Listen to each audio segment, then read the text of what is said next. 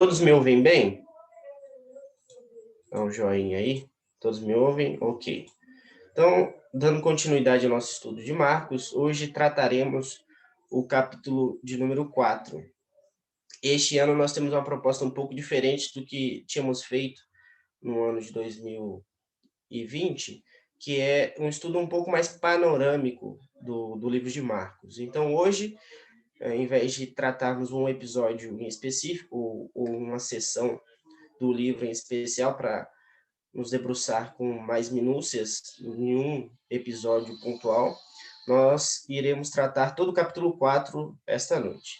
Então, os irmãos estejam atentos e abram as suas Bíblias no Evangelho segundo escreveu Marcos e deixem sempre no capítulo 4.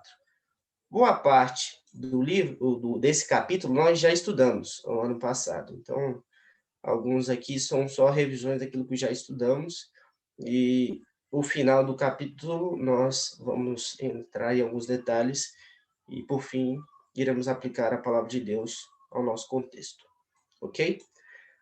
Então, no começo do capítulo 4, Jesus volta a ensinar a beira-mar aqui.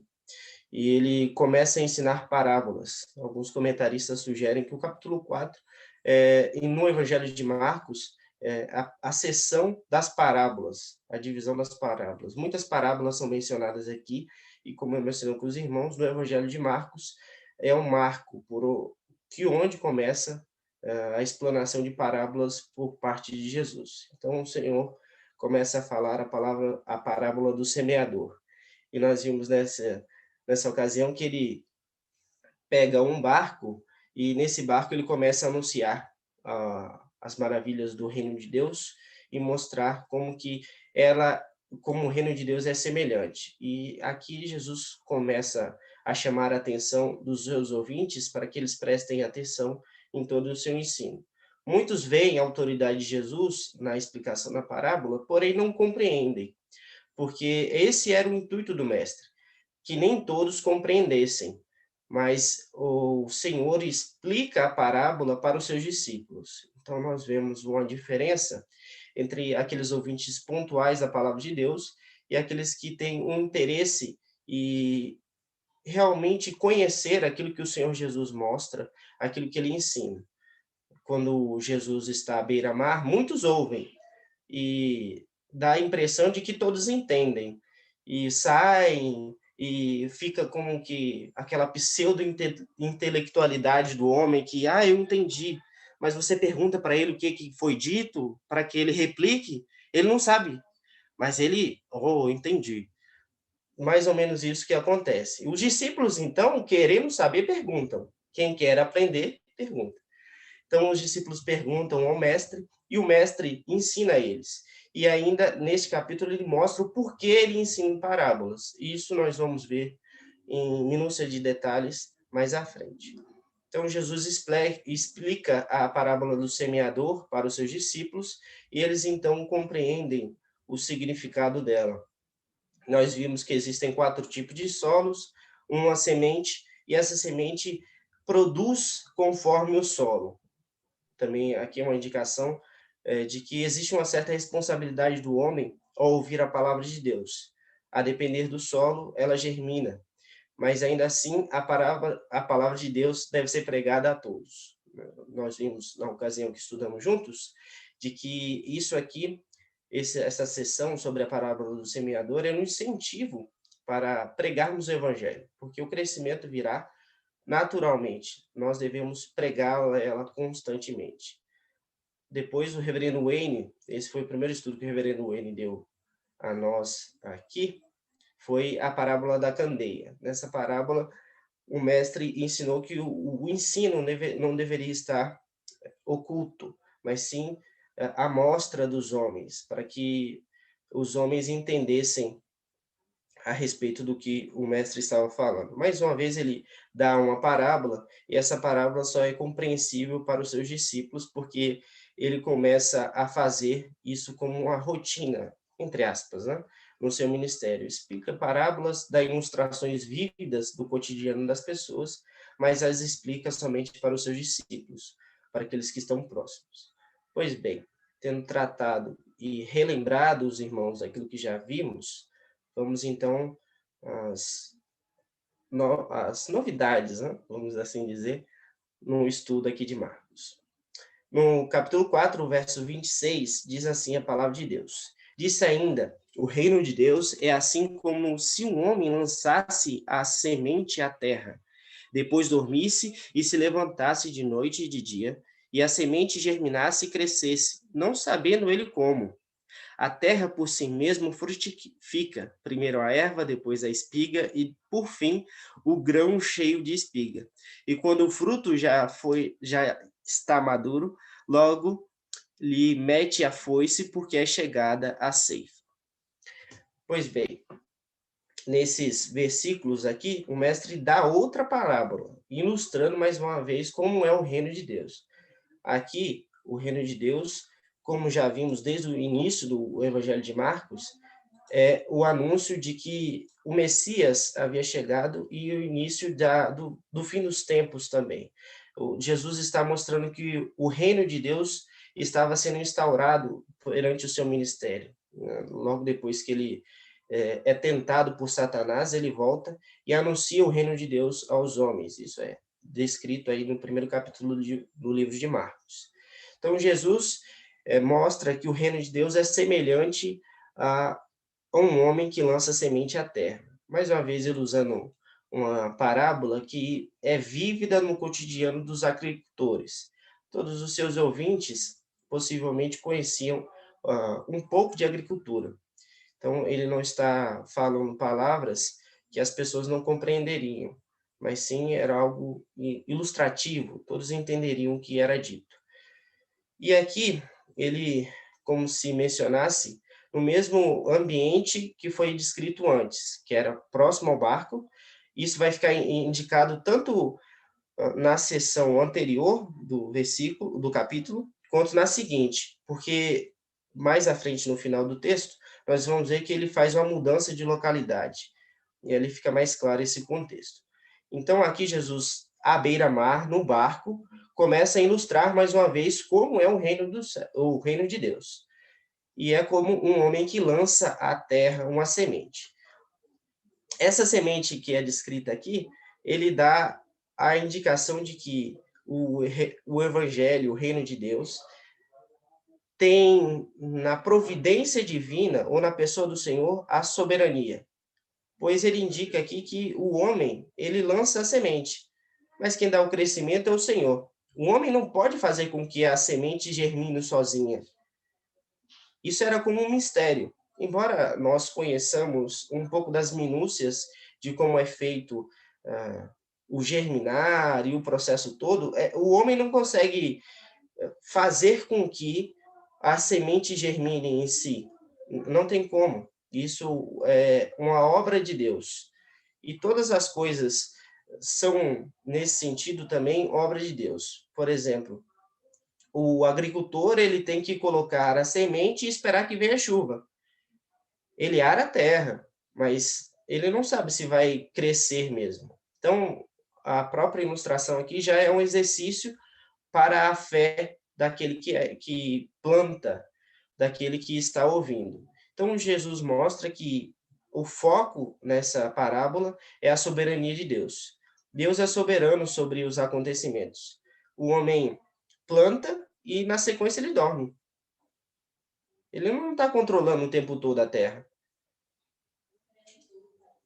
Então, ele espera que aquilo que ele fez dê fruto, de dia e de noite. Aí passa um dia, passa outro dia, e ele vai trabalhando na terra. E quanto vai caminhando esse processo, ele continua tratando o solo, mas ainda assim ele não faz com que aquela semente brote e aquela semente frutifique. Isso vem das mãos providentes de Deus. E aqui o texto mostra que a terra por si mesma frutifica. Alguma indicação de que o mistério de como isso acontece é compartilhado com o solo, como se Deus entregasse as instruções, é claro que é uma mera linguagem figurada, dessas instruções para a semente e para o solo, para que eles sigam o processo natural. E eles naturalmente fazem isso. Eles seguem esse caminho o tempo todo. Então, a semente frutifica, mas o agricultor não sabe como isso se dá. Aí todas as estações aqui, as etapas do processo de um fruto, de um plantio, são dadas. A primeira erva, depois a espiga e, por fim, o grão cheio da espiga. Então, o fruto dá. E o reino de Deus, mesmo que o homem não saiba como se dá inteiramente, ainda assim Deus, na sua forma providente, dá o crescimento para que a mensagem seja pregada. E essa parábola também tem uma indicação de quando é essa colheita. Embora não seja dito explicitamente, a ideia é que o mestre também indique aqui que o dia da colheita é o dia do Senhor, o dia que ele irá julgar o mundo e teremos, então, o resultado desse plantio. Embora agora incipiente ainda, os homens plantam e não tenham resultados, ele, num dia apropriado, que é o dia da colheita, teremos os resultados plenos e claros desse plantio. E aqui nós já temos preciosas lições, né? Por exemplo, o apóstolo Paulo, ele fala: eu plantei, Apolo regou, mas quem deu o crescimento foi o Senhor. E quantas vezes nós não vimos isso em vários contextos eclesiásticos, em vários momentos da nossa vida? Vem alguém, fala a palavra de Deus durante anos ali, 10 anos, e só fala, e não vem nenhum fruto. Parece que não vai vir resultado sobre o seu trabalho. Aí depois vem outro, chega e dá continuidade ao trabalho e os frutos vêm.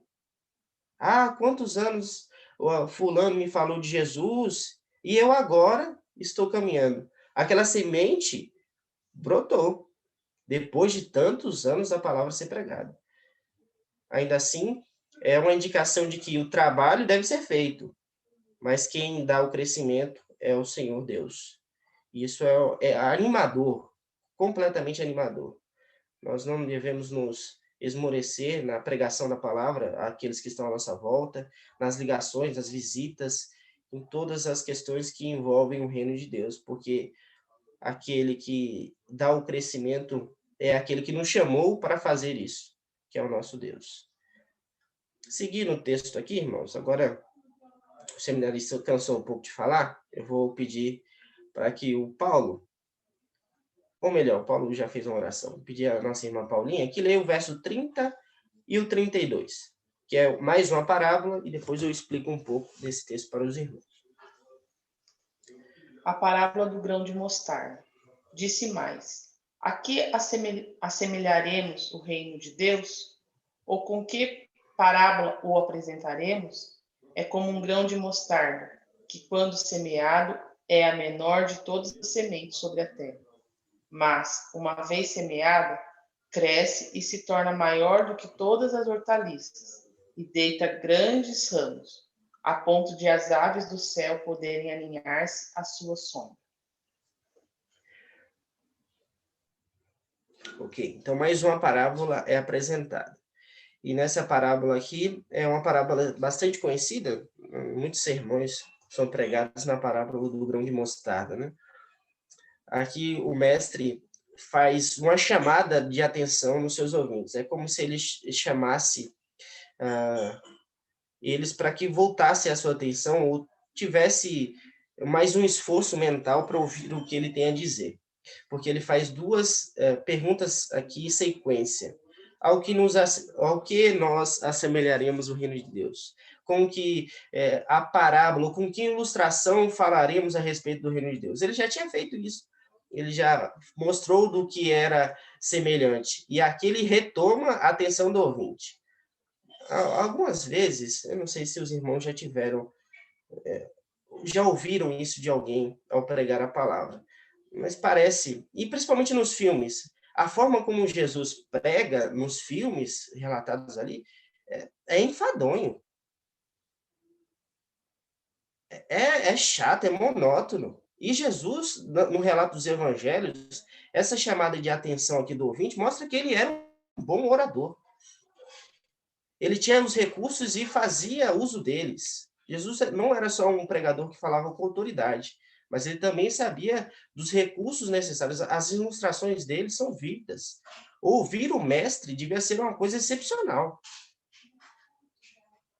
A pregação do Senhor Jesus nos mostra, nos evangelhos, que ele usava algumas vezes esses artifícios da oratória e fazia bom uso deles. Aqui uma dupla chamada para retomada de atenção dos ouvintes nos mostra um pouco disso.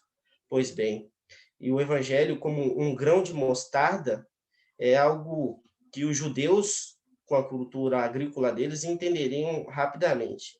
Nós aqui não vivemos tanto esse contexto, e alguns irmãos têm algum conhecimento disso, eu não teria tanta propriedade para falar disso, mas a semente de mostarda é uma semente muito pequena, e essa pequenez é contrastada com o fruto que ela dá. Hoje, outras sementes são indicadas como uma menor, mas para o público que estava ouvindo a Jesus, essa era a menor que eles tinham conhecimento. Então, a palavra que ele dá aqui é pertinente. Então, ele diz que o grão de mostarda é pequeniníssimo, e desse pequeno grão de mostarda nasce uma planta viçosa, uma planta que cresce rapidamente e é inesperado em comparação com a pequena semente que era. E o reino de Deus é assim. Dessa ilustração, ele mostra que o reino de Deus, embora nasça pequeno, embora nasça apenas com 12 apóstolos, hoje foi pregado a todo o mundo. Hoje está sendo pregado em todo o mundo. A palavra de Deus, desse ensino aqui na Galileia, há 2000 anos, chegou a nós aqui no Mato Dentro. Começou pequeno. E hoje é a maior rede de anúncio do mundo. Ninguém tem tanta preocupação para falar de alguma coisa quanto os crentes, porque os crentes sabem que a mensagem deles diz respeito ao próprio Deus, diz respeito à mensagem do Evangelho, a única mensagem que dá vida, dá esperança à vida das pessoas. Então, a semente do Evangelho começou pequena, mas ela cresceu e está crescendo ainda, ao ponto das aves dos céus poderem se alinhar à sua sombra. Aqui alguns comentaristas sugerem que o Evangelho traz benefícios a todos os que estão à sua volta. E realmente nós vemos isso ao longo da história. Onde há o Evangelho fielmente pregado, os crentes recebem vida, e os que estão à volta dele, pela graça comum de Deus, também são beneficiados disso, com justiça sendo aplicada, com outros benefícios que a providente mão de Deus dá aos homens. Justiça, mais igualdade, mais misericórdia. Se não fossem os cristãos, a ideia de conceito de misericórdia não seria difundido do mundo. Embora hoje nós temos conflitos com a cultura, que cada um faz o seu interesse em primeiro lugar, mas ainda assim existe uma valorização na nossa cultura por ser humilde. Isso só se dá no cristianismo. Isso é uma assimilação que as pessoas tiveram do ensino de Jesus. Isso é um benefício. Não existia essa cultura dentro do Império Romano. Quem trouxe isso foi o cristianismo, a mensagem de graça do Evangelho do Senhor. Então, quando nós pregamos o Evangelho puro e cristalino, os homens que estão à volta se beneficiam disso. Seguindo o ensino do Senhor, e aqui nós já fizemos algumas indicações de ensinos práticos sobre o que temos visto dessa parábola em nosso contexto também. E no verso 33, de outro irmão que participe, eu peço ao reverendo que leia para nós o verso 33 e o 34. O texto diz: E com muitas parábolas semelhantes lhes expunha a palavra, conforme o permitia a capacidade dos ouvintes. E sem parábolas não lhes falava. Tudo, porém, explicava em particular aos seus próprios discípulos. Perfeito. Quando nós estudamos a parábola do semeador, chegamos a mencionar esse texto e ler aqui junto com os irmãos. É exatamente essa a ideia do ensino de parábolas. Jesus trazia parábolas para todos os seus ouvintes, conforme permitia a capacidade deles. Ou seja, ele não falava de biscoitos para um público que não entendia nada de biscoito. Ou ele não falava de medicina para teólogos. Todo mundo ia ficar assim, boiando. Não, ele falava de coisas vívidas, do cotidiano, que as pessoas entendiam. E ele aplicava isso ao reino de Deus. E mostra também que, embora outra indicação de que nós vemos que é puro, ou às vezes nós temos essa percepção, né, culturalmente, de que quando alguém fala difícil, é que aquela pessoa é inteligente, ou quando alguém fala com muitas palavras assim que você nem sabe onde que está, que se você tem dificuldade até para achar no dicionário, é que aquela pessoa é capaz. Não, o Senhor Jesus mostra que quem é capaz é aquele que ensina com pouco. Ele sabe o público, entende o que o público compreende e fala: o que eu tenho para dizer é extremamente complexo, mas eu vou reduzir isso aqui numa ilustração para que você entenda. E os interessados virão procurá-lo para que aprendam mais.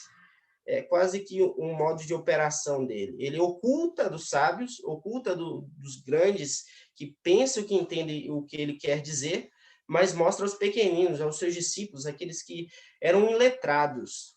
Iletrados.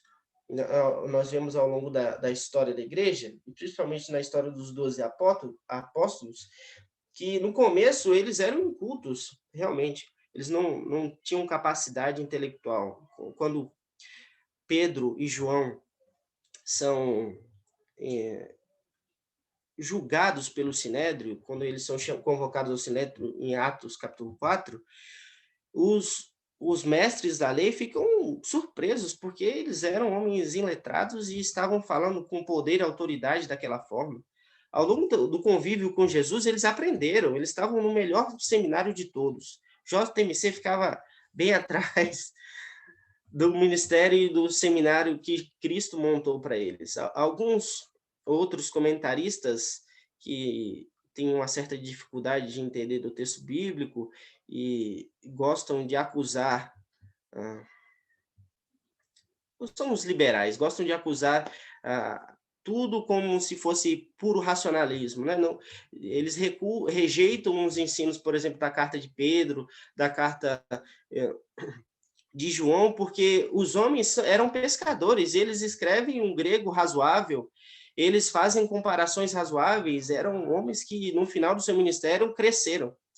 Por conta dessa interação com Jesus, obviamente esses homens aprenderam muito e eles cresceram como pessoas, como indivíduos, como pessoas de forma intelectual mesmo. Eles cresceram por estarem aos pés de Jesus Cristo. Porque Jesus explicava em particular como era o reino de Deus. Imagina a infinidade de ensinos que esses homens tiveram, em particular com o mestre. Ele mostrava minúcia de detalhes para eles, e isso era riquíssimo. Esses homens tiveram experiências formidáveis. Isso mostra aqui, agora, de forma geral, um modo de operação do ministério de Jesus. Explicava parábolas por os outros, os intelectuais, os entendidos fora do círculo apostólico, mas para os discípulos ele explicava e ensinava o que aquele ensino queria dizer de fato. E seguindo o texto, depois desses ensinos constantes do mestre, depois dessas grandes explicações, algo de profunda riqueza também nos é dado no Evangelho de Marcos. Eu peço ao Hernandes está por aí, que leia para nós, verso 35 até o 41. Sim. Naquele dia, já sendo tarde, disse-lhe Jesus: passemos para outra margem. E eles, despedindo a multidão, o levaram, assim como estava no barco. E outros barcos seguiam. Ora, levantou-se grande temporal de vento, e as ondas se arremessavam contra o barco, de modo que o mesmo já estava encher-se de água. Jesus estava na popa, dormindo sobre o travesseiro. Eles os despertaram e lhe disseram: Mestre, não te importas que perecemos? E ele, despertando, repreendeu o vento e disse ao mar: Acalma-te, emudece.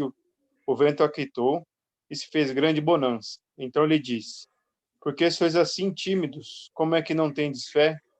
E eles, possuídos de grande temor, diziam uns aos outros: Quem é este que até o vento e o mar lhe obedecem?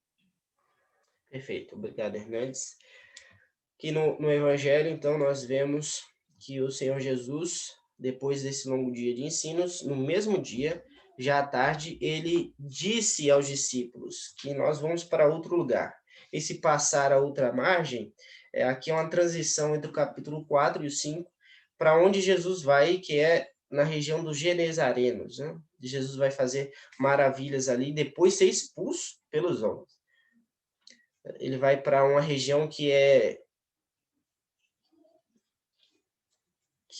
uma mistura entre os judeus, é uma região que tinha muitos gentios. E essa ideia, esse desejo do mestre de caminhar para lá. Veja que à tarde daquele dia, o mestre, provavelmente exausto por ensinar tanto tempo, realmente o ensino constante leva à fadiga, né? Com certeza explicar para as pessoas é cansativo, ensinar os detalhes é cansativo e falar em público é extremamente cansativo. Todas essas as atividades cansam o nosso corpo, a nossa mente, embora algumas pessoas gostem de comparar um serviço com outro, né? Mas são serviços diferentes. Certa vez um determinado professor meu mencionou um pouco disso, né? O trabalho intelectual, o de explicar, o ensinar alguma coisa, ele deixa sua mente ligada por mais tempo, enquanto o braçal cansa os seus músculos. Então, o cansaço, em certo sentido, de quem trabalha ensinando alguém, é às vezes até maior do que alguém que trabalha só com os braços. É claro que isso depende da situação de cada envolvido, mas de fato explicar e falar, e ensinar para as pessoas de forma constante de um dia inteiro cansa qualquer um. E lembramos sempre do contexto onde que Jesus falava. Jesus não falava num grande auditório, e nesse auditório tinha acústica adequada, e todo mundo sentadinho, e não era bem essa ideia. Jesus, às vezes, a multidão amassava ele, lembrando do que nós vimos também no Evangelho de Marcos, que em determinada ocasião o mestre, para se precaver, se chegou próximo do barco e pediu para os discípulos sempre botarem um barco próximo, porque a multidão queria pegá-lo, queria tocá-lo. Mestre, acorde-me, mestre, resolve o meu problema, me ajuda. Várias pessoas falando, Jesus, Jesus, Jesus.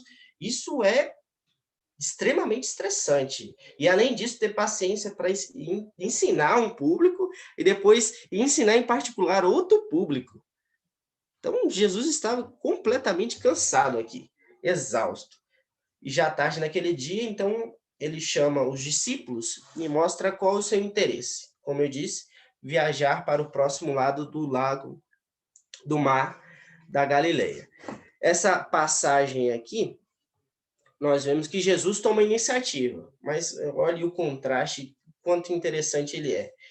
Ele toma a iniciativa da atitude, mas depois ele depende dos pescadores e dos homens que usam o barco para levá-lo ao outro lado. Jesus era um carpinteiro, provavelmente ele não teria conhecimento de navegação, mas os seus discípulos tinham.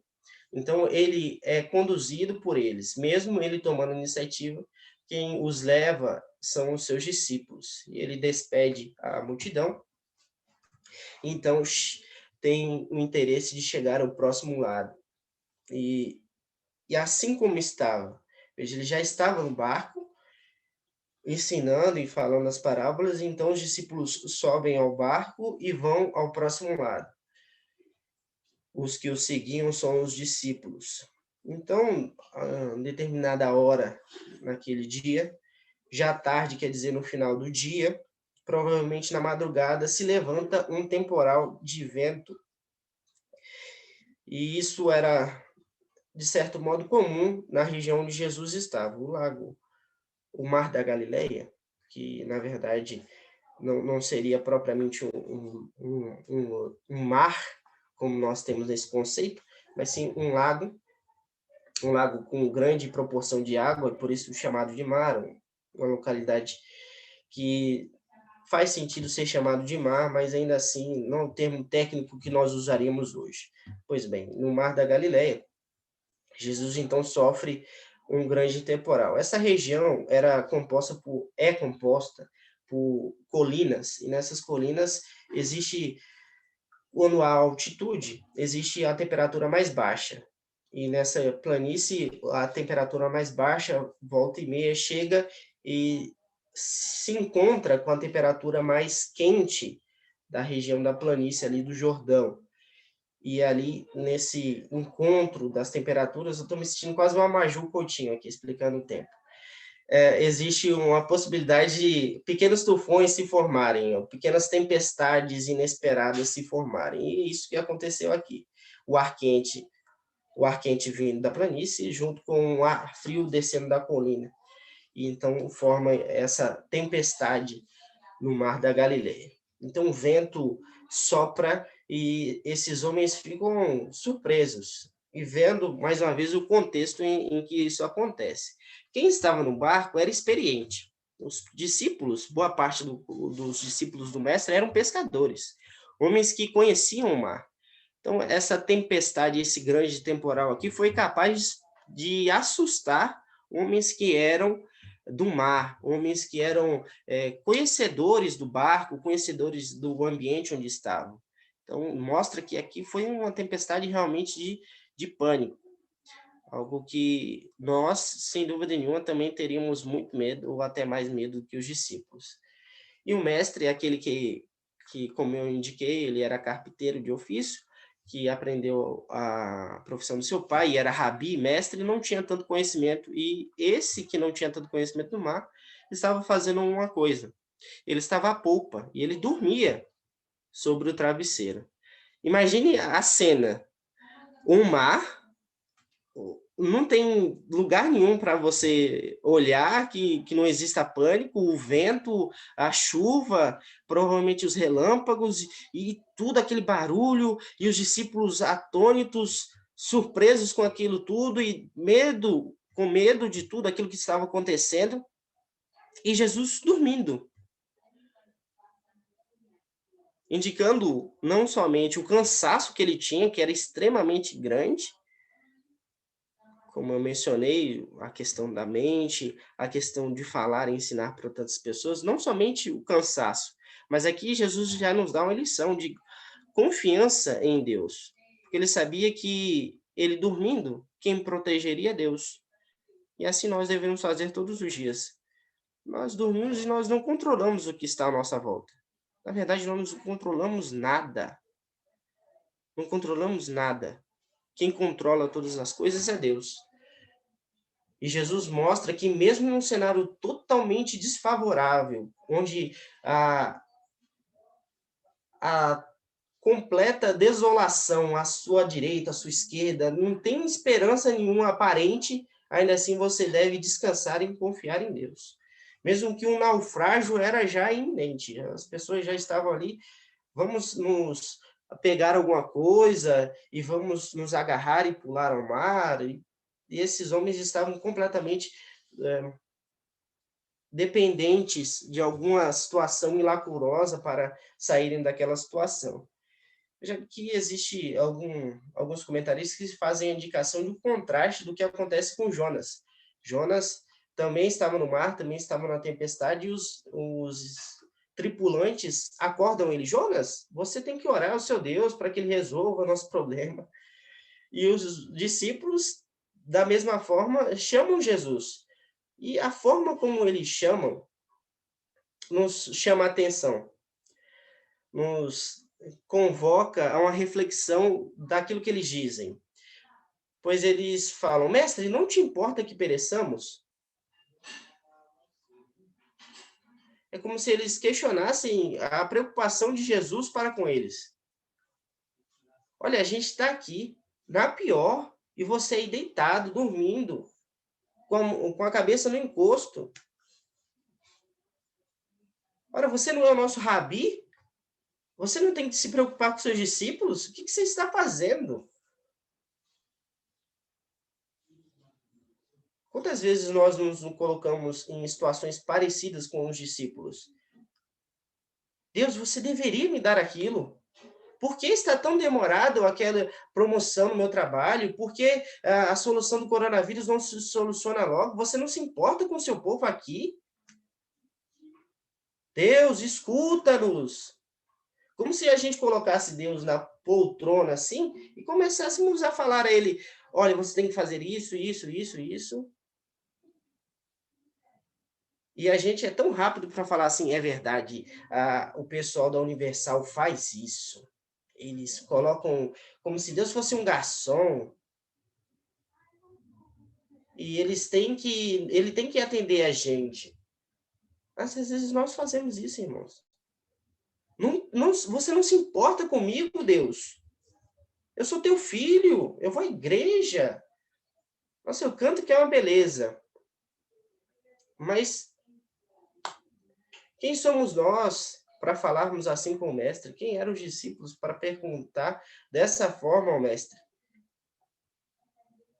E o Senhor Jesus nos dá um choque na resposta que ele dá aos seus discípulos. Embora eles merecessem alguma repreensão extremamente severa e áspera, ainda assim o Senhor Jesus não faz como nós merecemos e não faz como os discípulos merecem. Mas ele trata com misericórdia, com graça. Ele diz: ele despertando repreendeu o vento e disse ao mar. Ele desperta e vê qual o problema? O que está acontecendo aqui? Então, ele já procura a solução para essa questão. Ele repreende o vento e disse ao mar. Aqui não é uma indicação que tanto o mar quanto o vento são personalidades, são entidades que respondem, mas é uma forma figurada de dizer. Nós fazemos isso várias vezes, e isso é normal.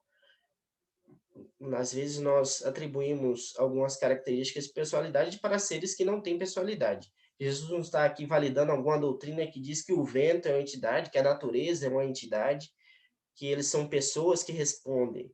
Ele não trata da mesma forma, por exemplo, quando trata os demônios. Os demônios respondem porque eles são criaturas que foram criadas para um certo tipo de relacionamento com seu Criador. Mas o vento e o mar, eles não têm essas características que nós temos como pessoas, por exemplo. Eles são seres inanimados. Mas ainda assim, uma linguagem figurada, ele diz: acalma-te, emudece. E imediatamente tudo se responde. E note que Jesus, em todo o seu ministério, e Deus, ao longo da história, é extremamente pedagógico para conosco. A forma como ele fala e ele menciona aqui é um relato vívido na mente de Pedro, que diz a João Marcos, e ele dá esse relato. Então, Pedro lembra as palavras de Jesus e fala a ele. Então, como ele tratou o mar, como ele tratou a situação, tudo isso é importante naquilo que ele tem interesse, que é ensinar aos discípulos quem ele é. De mostrar aos discípulos que eles precisam crescer na fé. Então, ele mostra que ele tem autoridade para acalmar ao mar, para acalmar o vento. E, imediatamente, num instante, numa única ação, tanto o vento quanto o mar acalmam. Não é algo que demorou algum tempo, não é essa a indicação, mas é que imediatamente, tanto o mar quanto o vento obedeceram a Jesus e acalmaram. E se fez grande bonança, como se o mar ficasse tranquilo, ora revolto, ora indomável, agora estava tranquilo, pronto para navegação. Então Jesus, depois de acalmar, resolver a situação, a angústia que os seus discípulos tinham, então ele mostra por que estáis tímidos. Nos outros relatos dos evangelistas é mencionado que Jesus responde: por que tens pouca fé, ou por que não creram enquanto eu estava dormindo, algo nesse sentido. Então, por que estáis tímidos? Porque vocês são temerosos ou vocês não confiaram? Porque vocês estão nessa situação desse jeito? como não tendes fé? Jesus está aqui exortando a eles para que eles pensassem em tudo que aconteceu ao longo de todo o ministério de Jesus já. Jesus já tinha feito várias coisas. Eles sabiam o poder e a autoridade que Jesus tinha, por exemplo, em perdoar pecados, que era um atributo que só Deus podia fazer. Jesus disse que ele era o Senhor do homem e do sábado, coisas que só Deus poderia rogar para si. E várias curas dos espíritos imundos, várias curas entre as pessoas, expulsões demoníacas e tudo mais que Jesus já tinha feito até essa altura do seu ministério. E esses homens ainda questionavam e tinham uma fé pequena de quem era Jesus. Por que vós ainda estáis assim? Por que vocês não tendes fé? Não creram quem eu sou? Porque ainda é pequena a vossa fé. Como não creram naquilo que eu já fiz? E aqui Jesus está mais uma vez indicando quem ele é. Ele é o único que tem autoridade sobre os ventos, o tempo, a maré, porque ele é Deus. Aqui é uma clara menção da divindade de Jesus. E mais uma vez, aqui nós temos a junção de quem é a pessoa magnífica do Senhor Jesus Cristo. Ele, completamente homem, plenamente homem, estava cansado ao fim da tarde. Cansado ao fim da tarde. Exausto, ele dormiu, porque o seu corpo sofria. Mas quando acorda, ele faz uma operação que é divina. Somente Deus tem autoridade para fazer isso. Jesus é plenamente homem e plenamente Deus. E para os judeus, naquele contexto, ele fazer essas coisas aqui era uma demonstração de que ele realmente era divino. Como vocês não têm fé, perdão. Eles possuídos de grande temor, grande medo. E, mais uma vez, é interessante como os evangelhos trazem as histórias contadas pelos discípulos de Jesus. Grande temor. Na tempestade, o que os discípulos estavam sentindo? Medo. E Jesus resolve o problema. O que eles sentem? Medo. Por quê? Mas Jesus não resolveu o problema deles, eles ficaram atônitos ainda, eles ficaram surpresos, porque Jesus estava do lado deles, e quem estava do lado deles era divino. Os homens na presença de Deus devem ter temor, santo temor, reverência, um medo santo. Os homens não podem chegar a qualquer jeito na presença de Deus. Eu vou sambar na presença de Deus, eu vou dançar na presença de Deus. Gente, não. Isso é impróprio. Ao longo da revelação da Bíblia, dos relatos, tanto os profetas do Antigo Testamento quanto os evangelistas, quando eles se debruçavam e viam que estavam perto de Deus, e quando esses homens refletiam naquilo que Jesus fazia realmente, eles tinham medo. Santo temor, santo medo, porque Deus é fogo consumidor. Deus é santo e os homens são pecadores. E esses homens se viram na frente de um homem que tem autoridade sobre os poderes da natureza, sobre as forças da natureza. Então, eles sentem medo, santo temor. Nós devemos ter esse mesmo santo temor quando tratamos com Deus. Nós devemos ter respeito, reverência por Ele. Claro que também nós vemos a indicação que nós devemos chegar confiadamente ao trono da graça por aquilo que Jesus fez. Nós temos liberdade na presença de Deus por aquilo que Jesus fez. Mas se compararmos a pequenez do homem com a grandeza de Deus, nós sempre temos que ter essa relação de temor. Temor, confiança, mas tudo de forma respeitosa, porque nós sabemos o nosso lugar e sabemos o lugar de Deus. Essa é a ideia. Esse é o sentido. E eles diziam uns aos outros: quem é este que até o vento e o mar lhe obedecem? Prova viva de que eles ainda precisavam aprender quem era Jesus. Eles estavam no ministério ali para ver quem era o Senhor e tudo aquilo que ele poderia fazer. E graciosamente, o Senhor Jesus, com muita paciência, ensinou a eles a todos esses momentos.